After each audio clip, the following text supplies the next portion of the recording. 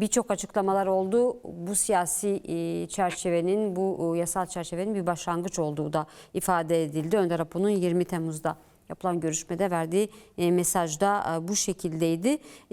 Dilerseniz Sebahat Tuncel ile başlayalım.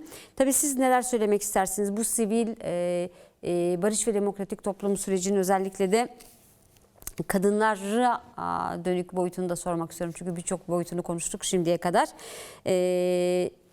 Yapılan temel eleştirilerden biri de kadınların yeterli düzeyde sürece dahil olamaması.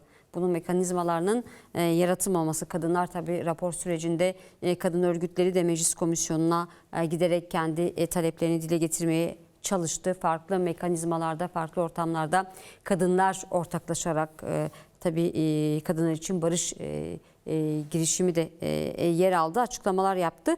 Peki neden kritik önemde, özellikle de bu sürecin selameti için kadınların taleplerinin karşılanması, kadınların dahiliyeti? Sebahat Tuncel, sizle başlayalım. Tekrardan iyi akşamlar diliyorum. Ayşegül arkadaşlara da selamlarımı iletiyorum.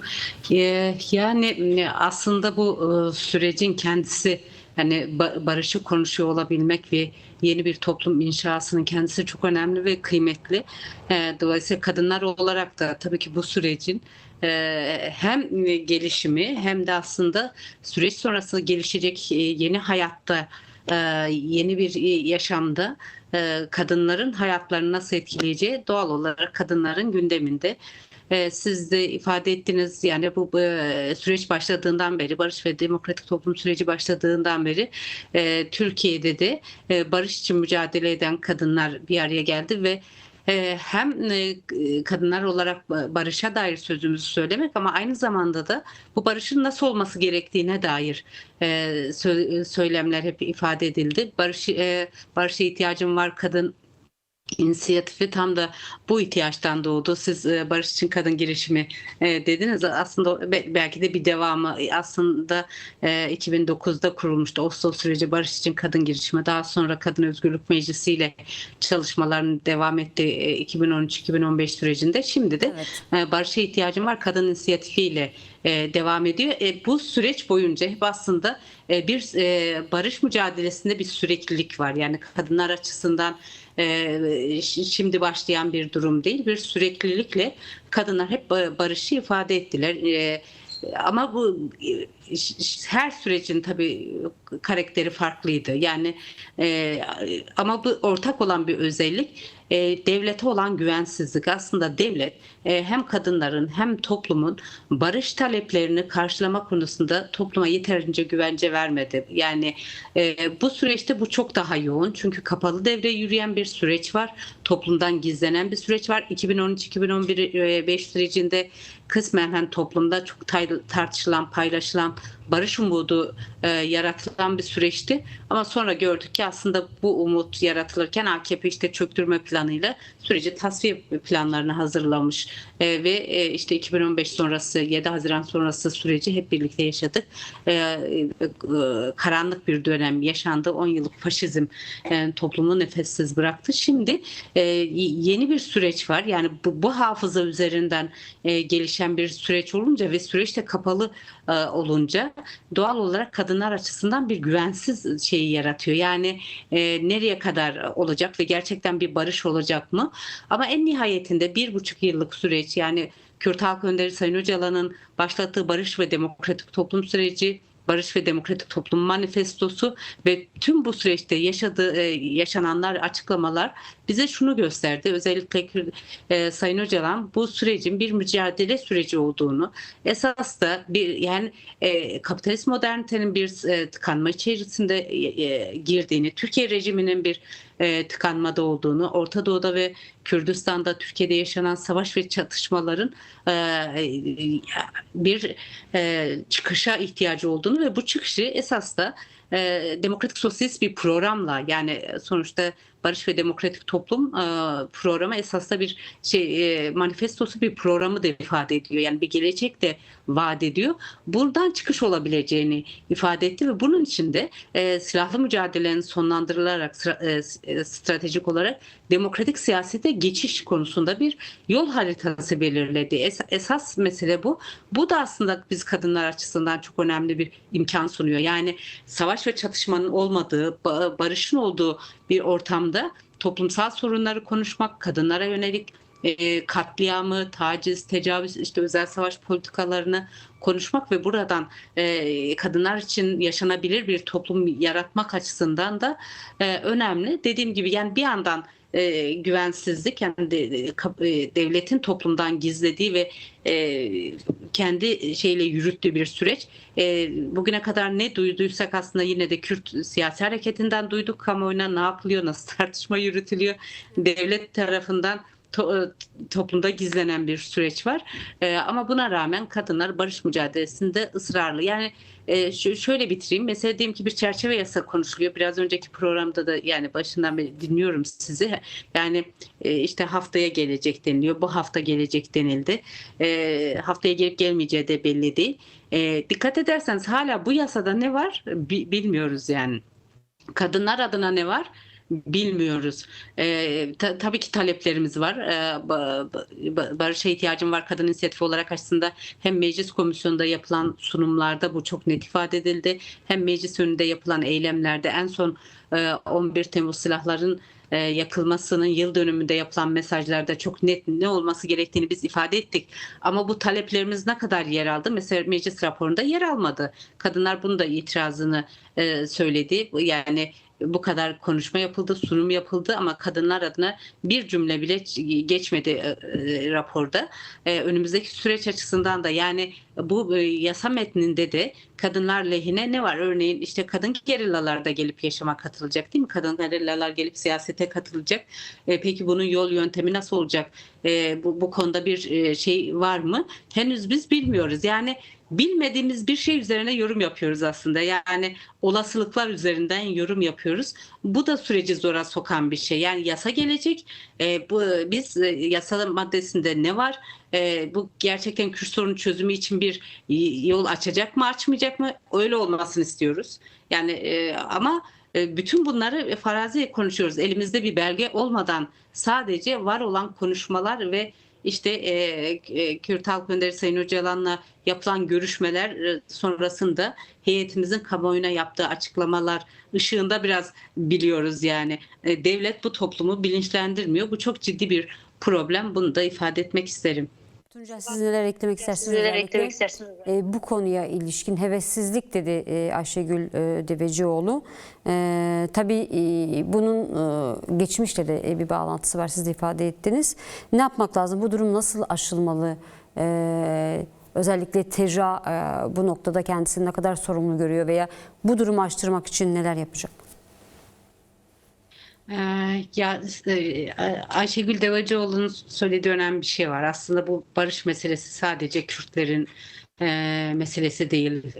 Belki de en çok Batı'nın meselesi. Yani Batı'nın yıllardır ırkçı, cinsiyetçi, dinci, militarist politikalarla Kürtlere karşı doldurulduğu aslında gizli bir ırkçılığın aslında bence açıkta. Yani ırkçılığın yaşandığı bir toplumsal gerçekliği nasıl aşacağız? Asıl mesele bu. Yani işte Kastamonu'da bugün genç birisi Kürtçe müzik dinlediği için linç ediliyorsa, daha birkaç gün önce Bursa'da benzer bir sorunla karşılaştık ama bu ülkede insanlar sırf Kürt olduğu için katledildi.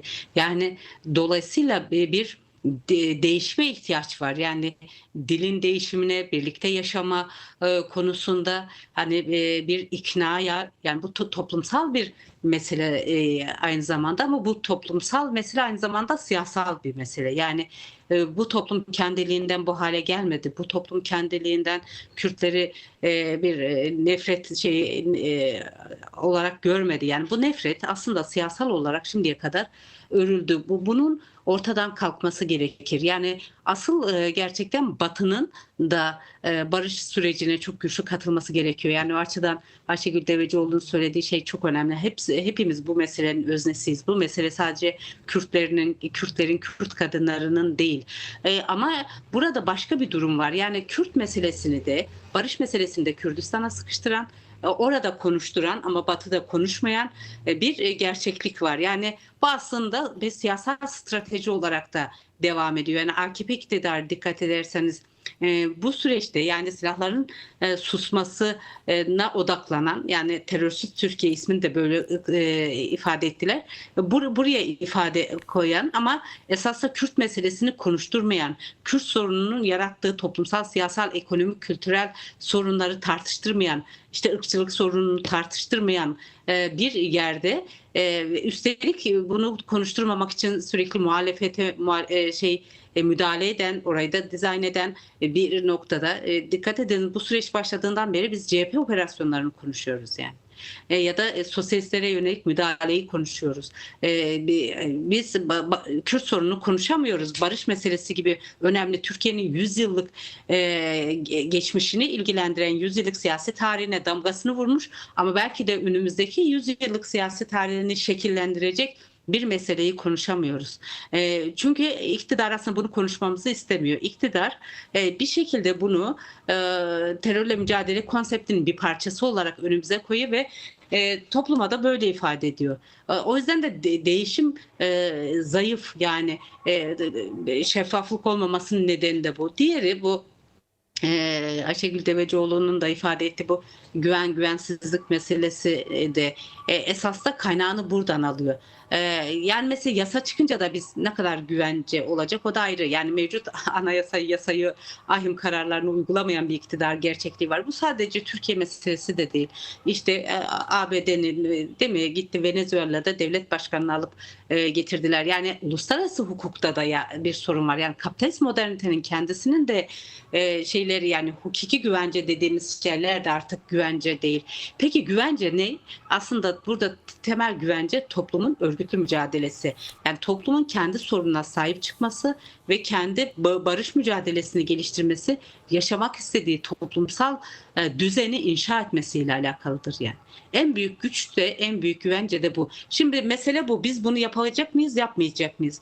TC olarak biz bunu çok tartışıyoruz. Yani çünkü bu süreci Sayın Öcalan Önder şey diye tanımlamadı. Yani sadece silahların susması olarak tanımlamadı.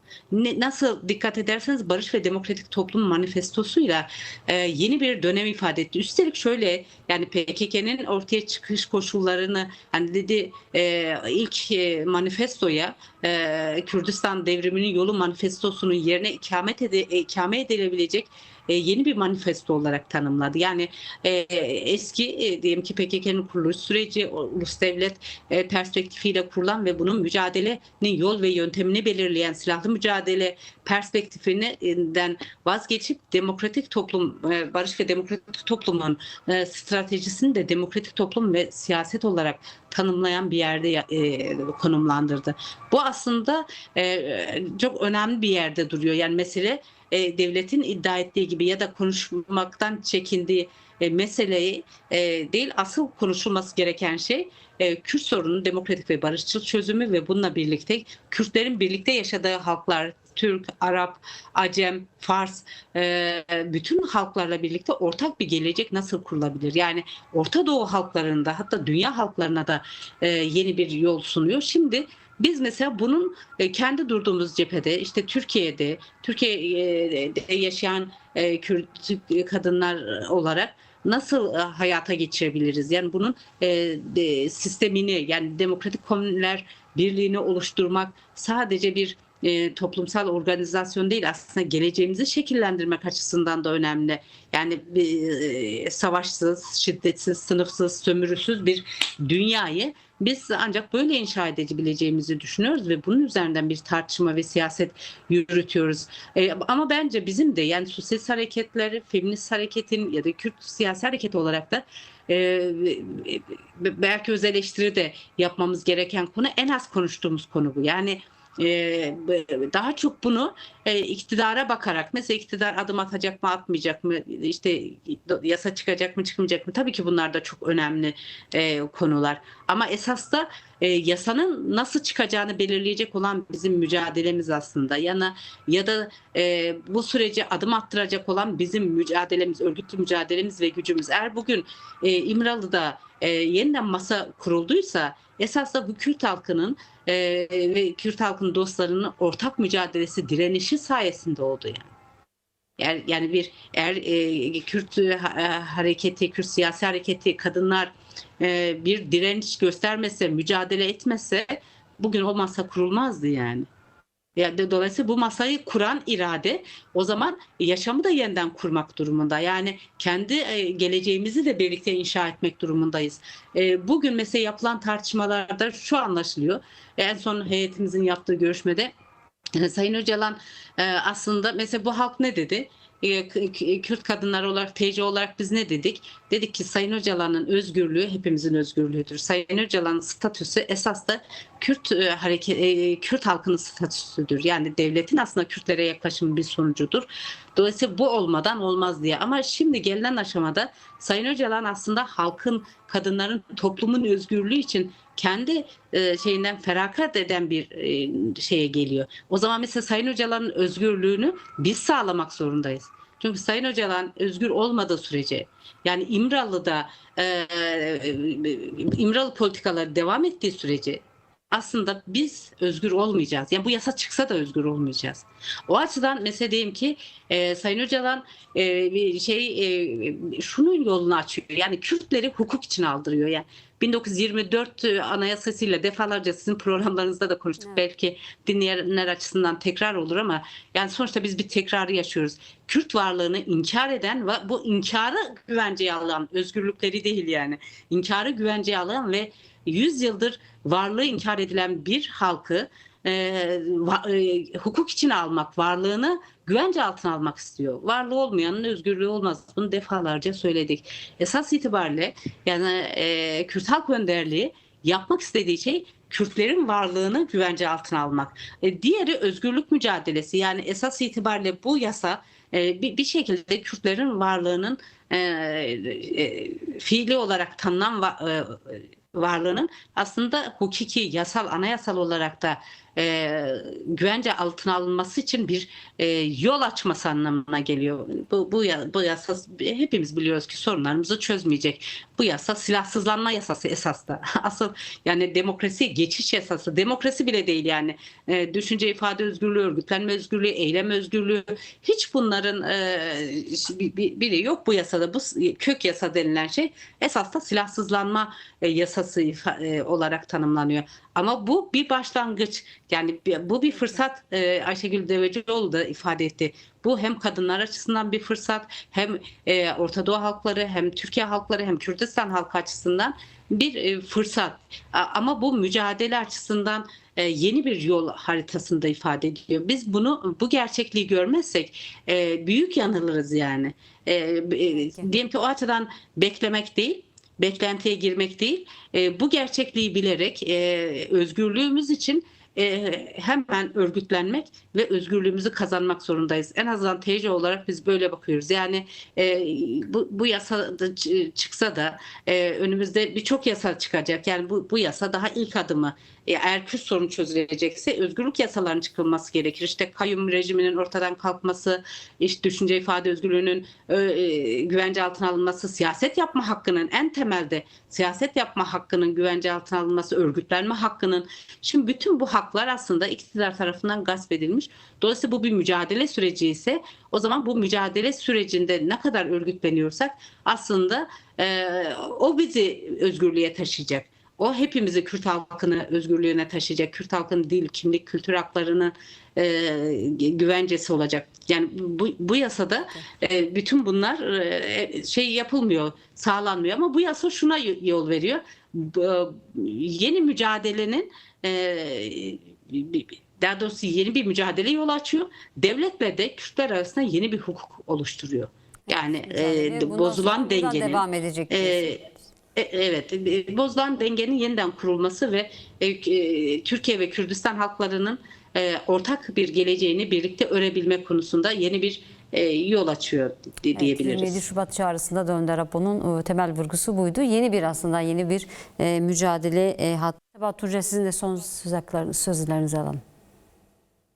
Ya bu sivil toplumun sürece dahil edilmesi meselesi çok önemli. Yani biz kadınlar olarak da aslında taleplerimizden birisi bu. Bir izleme kurulu olacaksa mutlaka bunda sivil toplum örgütleri olmalı ve kadın örgütleri olmalı.